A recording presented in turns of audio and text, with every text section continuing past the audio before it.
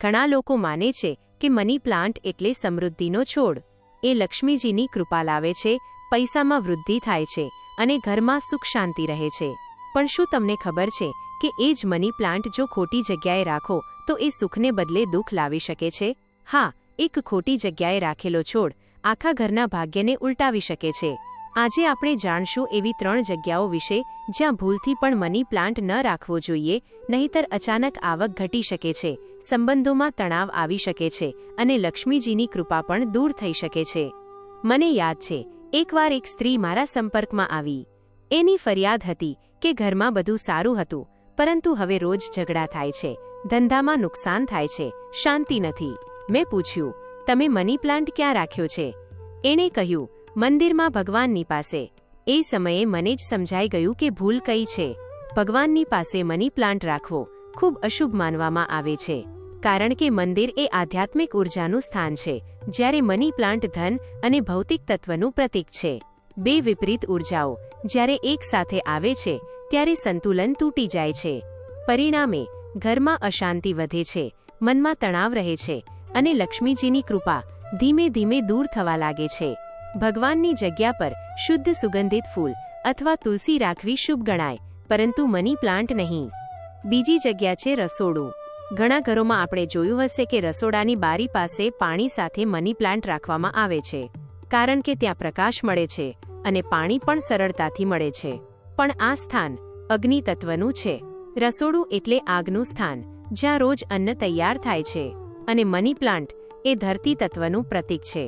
જ્યારે ધરતી અને અગ્નિનો ટકરાવ થાય છે ત્યારે ઉર્જા અસંતુલિત થઈ જાય છે. ઘરમાં ઝઘડા શરૂ થાય છે, પતિ પત્ની વચ્ચે મતભેદ વધે છે અને ધંધામાં અટકણીઓ આવે છે. કેટલીક વખત તો એવું પણ બને છે કે જે ઘર પહેલા ખુશહાલ હતું ત્યાં અચાનક તંગી છવાઈ જાય છે. આ કારણ છે ખોટી જગ્યાએ રાખેલો મની પ્લાન્ટ. હવે ત્રીજી અને સૌથી મહત્વની જગ્યા બેડરૂમ. બેડરૂમ એ આરામ, પ્રેમ અને શાંતિનું સ્થાન છે. અહીંની ઉર્જા હંમેશા શાંત અને સ્થિર રહેવી જોઈએ. પરંતુ મની પ્લાન્ટ સતત વૃદ્ધિ અને ગતિનું પ્રતીક છે. જ્યારે તેને બેડરૂમમાં રાખવામાં આવે છે ત્યારે એ અસ્થિરતા લાવે છે.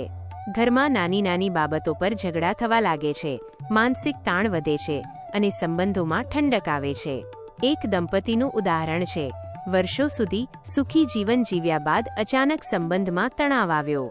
તપાસ કરતા જાણવા મળ્યું કે એમના બેડરૂમની બારી પાસે મની પ્લાન્ટ રાખવામાં આવ્યો હતો. છોડને ખસેડ્યા બાદ ધીમે ધીમે વાતાવરણ ફરી શાંત બન્યું. આ ફક્ત કિસ્સો નથી, પણ વાસ્તુનું જ્ઞાન છે. મંદિર, રસોડું અને બેડરૂમ, આ 3 જગ્યાએ મની પ્લાન્ટ ન રાખવો એ વાસ્તુનો મહત્વપૂર્ણ નિયમ છે, કારણ કે એ ઉર્જાનું સંતુલન બગાડે છે. તો પછી પ્રશ્ન આવે છે, સાચું સ્થાન કયું?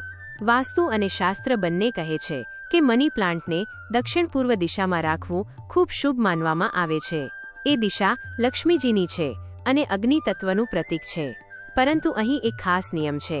મની પ્લાન્ટ ક્યારેય સીધી જમીન પર ન રાખવો. તેને હંમેશા કાચની બોટલ અથવા પોટમાં પાણી સાથે રાખવો. એ પાણી સ્વચ્છ હોવું જોઈએ અને દર સપ્તાહે બદલવું જરૂરી છે. જ્યારે તમે આવું કરો છો ત્યારે એ છોડ ઘરમાં સુખ અને ધન લાવે છે.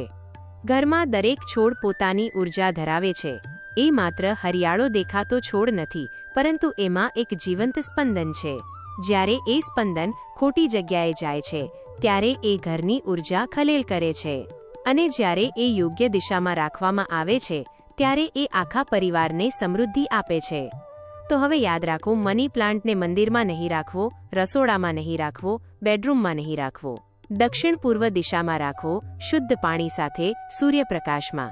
અને જો તમે આ નિયમો પાલન કરશો તો મની પ્લાન્ટ ખરેખર લક્ષ્મીજીની કૃપા તમારા ઘરમાં લાવશે. એક છોડ પણ જ્યારે યોગ્ય દિશામાં ઉગે છે ત્યારે એની ઉર્જા આખા ઘરને બદલાવી શકે છે. ઘરની દરેક દિશા, દરેક છોડ, દરેક દીવો, એ બધા મળીને આપણું ભાગ્ય ઘડે છે. તેથી દિશાનું માન રાખો, ઉર્જાનું સંતુલન જાળવો અને તમારા ઘરને સમૃદ્ધિનું આશ્રમ બનાવો. અને યાદ રાખો, સાચું સ્થાન જ સદભાગ્ય લાવે છે, ખોટી દિશા સુખને દૂર લઈ જાય છે. જો તમે વાસ્તુ સંબંધિત અન્ય કોઈ છોડ વિશે માહિતી મેળવવા માંગતા હો તો જણાવી શકો છો.